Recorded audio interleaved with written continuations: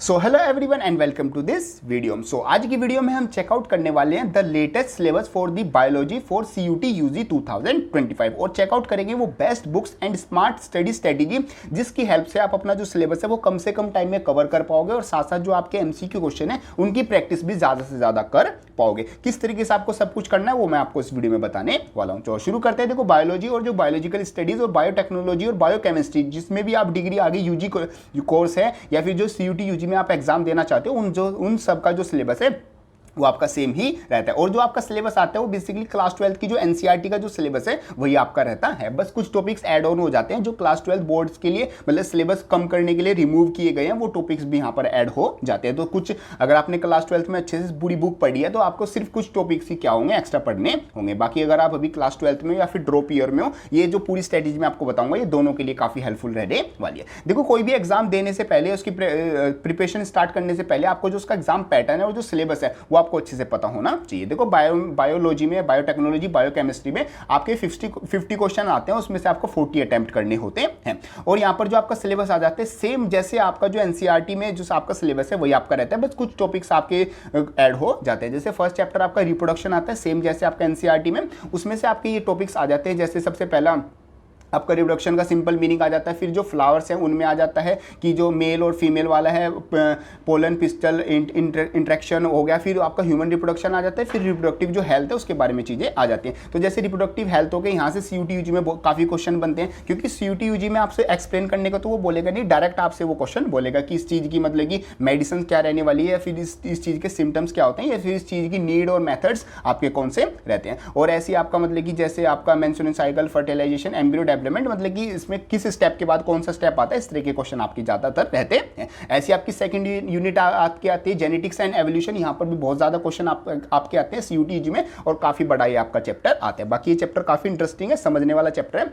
I hope आपने इसको अच्छे से पढ़ लिया होगा। बाकी आपके सारे टॉपिक्स है, इनको आपको सबको कवर करना है। थर्ड आपकी यूनिट आ जाती है बायोलॉजी एंड ह्यूमन वेलफेयर, काफी इंटरेस्टिंग चैप्टर है। इसमें भी आपका जो मेडिसिन हो गया या फिर आपकी जो डिसीज हो गई और आपका जो पूरा ह्यूमन वेलफेयर हो गया, मतलब किस तरीके से आपको अच्छा कर सकते हो, सारा चैप्टर उसमें बताया हुआ है। तो ये भी काफी इंपॉर्टेंट चैप्टर रहता है। ऐसे बायोटेक्नोलॉजी आ जाता है एंड इट्स एप्लीकेशन, ये भी इंपॉर्टेंट चैप्टर है। इसमें एप्लीकेशन बेस्ड क्वेश्चन आपके काफी रहते हैं, जैसे इकोलॉजी एंड इन्वायरमेंट, ये मतलब जैसे EVS टाइप क्वेश्चन हो गए आपके यहाँ पर इस तरीके से रहते हैं। जैसे आप क्लास 9th में जैसे कार्बन फिक्सेशन था, इकोलॉजिकल सर्विसेज हो गया, और जैसे कंसेप्ट ऑफ बायोडाइवर्सिटी, और मतलब पूरा नेचर और इकोसिस्टम को डेवलप करने के लिए यहाँ पर इस चैप्टर में चीजें रहती हैं। सो इस तरीके से आपका छोटा सा मतलब सिंपल सा सिलेबस आ जाता है। चाहे यूनिट्स आपकी कम है बट इसमें आपको रीड करने के लिए काफी सारी चीजें आ जाती हैं। सिलेबस आपका कुछ इस तरीके से आता है। चलो अब हम चेकआउट करते हैं किस तरीके से आपको उसको स्टडी करना है और स्मार्टली आप कैसे अपना सिलेबस कम से कम टाइम में कवर कर पाओगे। देखो, यहाँ पर आपकी स्ट्रेटेजी रहेगी सिलेबस कवर करने के लिए स्मार्टली। सबसे पहले तो आपका जो सिलेबस है वो आपको पता होना चाहिए। जैसे मैंने आपको वीडियो के स्टार्टिंग में बताया था, अगर आप कोई भी एग्जाम देने जा रहे हो तो उसका एग्जाम पैटर्न और सिलेबस आपको बहुत अच्छे से पता होना चाहिए।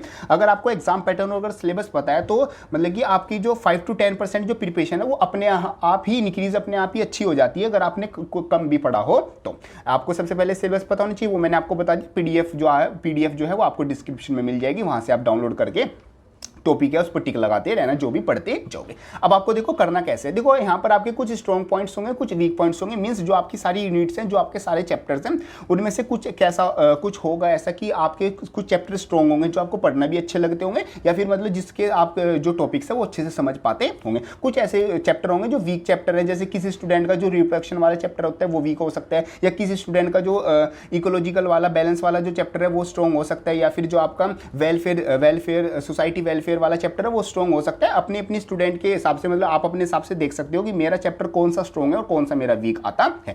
आपको क्या करनी है, एक लिस्ट बना लेनी है अपने एक पेज पर, इस तरीके से लिस्ट बना लेनी है 3 कॉलम वाली। उसमें आपको सबसे पहले वो चैप्टर रखना है जो आपका सबसे ज्यादा स्ट्रॉन्ग है, फिर वो वाला चैप्टर जो सेकंड नंबर पे स्ट्रॉन्ग है, फिर थर्ड नंबर पे, फिर ऐसे ही जो सबसे वीक है उसको सबसे नीचे रख लेना है। इस तरीके से आप क्या बना लोगे, सभी चैप्टर्स की एक लिस्ट बना लोगे। मैंने एग्जांपल के लिए यहाँ पर ABC नाम रख लिया है।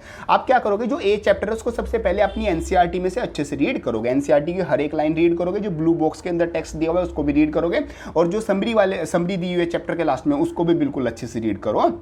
जैसे ही आप एनसीईआरटी अच्छे से रीड कर लोगे, आप अपने जो चैप्टर वाइज प्रीवियस ईयर जो क्वेश्चंस हैं, ये आप अपना मतलब कि गूगल से फ्री में भी लगा सकते हो, या फिर आप इसकी एक बुक परचेज कर सकते हो जहां पर आपकी क्वेश्चन पेपर्स मतलब जो सैंपल क्वेश्चंस आते हैं, सैंपल एमसीक्यूज आते हैं चैप्टर वाइज, वो आप एक बुक परचेज कर सकते हो। डिस्क्रिप्शन में लिंक मिल जाएगा, जो बेस्ट बुक्स है वो मैं वहां पर लगा दूंगा। अब यहाँ पर आपको सबसे पहले प्रीवियस ईयर क्वेश्चन करने हैं। तो जब आप क्वेश्चन करोगे तो यहाँ पर आपको दो टाइप से मतलब दो चीजें देखने को मिलेंगी। कुछ तो टॉपिक्स आपके ऐसे होंगे जिन टॉपिक से अगर आपके क्वेश्चन आ रहे हैं आप उसको एकदम से कर पा रहे हो और आपके क्वेश्चन भी वो सही हो रहे हैं। कुछ क्वेश्चंस आपके ऐसे होंगे जो आपके गलत हो गए या फिर आपसे हुए नहीं। उन टॉपिक्स को आपको क्या कर लेना, मार्क कर लेना है कि ये मेरे टॉपिक्स क्या है, इनकरेक्ट टॉपिक्स हैं, इन टॉपिक से मेरे क्वेश्चन जो है वो मेरे सही नहीं हुए। उन टॉपिक्स को आपको क्या करना है, उनको टॉपिक को दोबारा से पढ़ना है वापस से एनसीईआरटी, मतलब सिर्फ वही टॉपिक्स को पढ़ना है जो आपके करेक्ट टॉपिक्स हैं।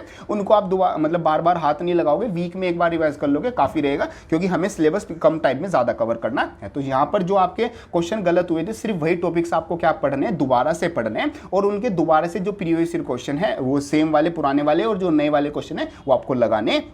ये आपको कब तक करना है, जब आपके जो क्वेश्चन है वो मिनिमम 60%, मतलब कि अगर आपने 50 क्वेश्चन लगाए हैं एक चैप्टर के, उसमें से अगर आपके 30 क्वेश्चन सही हो गए तो उसका मतलब वो चैप्टर आपका मतलब एक तरह से तैयार हो गया। आप क्या चले जाओगे, नेक्स्ट चैप्टर पे जंप कर जाओगे। और जैसे ही आपके 95% क्वेश्चन सही होने लग जाएंगे, मीन्स अगर आपने यहाँ पर 100 क्वेश्चन लगाए होंगे तो उसमें से 95 हो गए, 50 क्वेश्चन हो गए, उसमें से 45 प्लस आपके जो क्वेश्चन है वो सही होने लगे, इसका मतलब ये जो चैप्टर है ये आपका काफी स्ट्रॉन्ग हो गया है। मीन्स इसके जो इनकरेक्ट टॉपिक्स थे वो भी आपने अब क्या हो गए, वो स्ट्रॉन्ग पॉइंट बन गए हैं। तो आप अपने नेक्स्ट चैप्टर पे क्या कर जाओगे, जंप कर जाओगे। कैसे, जैसे आपके 60% क्वेश्चन सही हो जाएंगे, और जैसे 95% क्वेश्चन सही होने लग जाए, ये जो इनकरेक्ट टॉपिक है इनको रोज रोज पढ़ना क्या कर दोगे, बंद कर दोगे। ऐसे बी चैप्टर में भी यही फॉलो करोगे। आप पहले एनसीईआरटी करोगे, फिर प्रीवियस ईयर क्वेश्चन, उसमें से देखोगे कौन टॉपिक आपके स्ट्रॉन्ग है, कौन वीक है, वीक को दोबारा से रीड करोगे, और 60% सही होते ही नेक्स्ट चैप्टर पे जंप कर जाओगे। ऐसी करते करते आप अपना स्ट्रॉन्ग चैप्टर को और ज्यादा स्ट्रॉन्ग कर लोगे, और जो वीक चैप्टर है वहां तक पहुंचते पहुंचते आपका काफी सिलेबस भी कवर हो जाएगा, काफी कॉन्फिडेंस भी आप में बिल्डअप हो जाएगा, और जो आपके लास्ट के जो वीक चैप्टर्स है वो भी आपके काफी अच्छे से स्ट्रॉन्ग हो जाएंगे। सो इस तरीके से आपका पूरा जो सिलेबस है वो कवर भी हो जाएगा, और साथ साथ आपके जो एमसीक्यू क्वेश्चन है उनकी प्रैक्टिस हो जाएगी, और प्रीवियस ईयर में जो क्वेश्चन आए हैं आपको उनसे आइडिया भी लग जाएगा कि किस लेवल के और किस टाइप के क्वेश्चन यहाँ से पूछे जा रहे हैं। सो ये सब कुछ आपका आ जाता है कैसे आप स्मार्टली स्टडी करने पर अपना सिलेबस जो है कम से कम टाइम में कवर भी कर लोगे, और साथ साथ आप अपना जो एमसीक्यू क्वेश्चन है उनकी भी प्रैक्टिस लगातार ही करते रहोगे। सो होप करता हूँ ये वीडियो आपको हेल्पफुल लगी होगी। वीडियो हेल्पफुल लगे इसको लाइक जरूर कर देना, एंड यस जाते वक्त चैनल को सब्सक्राइब जरूर कर देना। बाकी काफी हेल्पफुल कंटेंट आपके लिए चैनल पर पहले से अपलोडेड है, सभी चीजों का लिंक डिस्क्रिप्शन में मिल जाएगा, वो चीजें आप वहां से जाके चेकआउट कर सकते हैं। सो मिलते हैं अपने नेक्स्ट किसी हेल्पफुल वीडियो में, तब तक के लिए थैंक यू।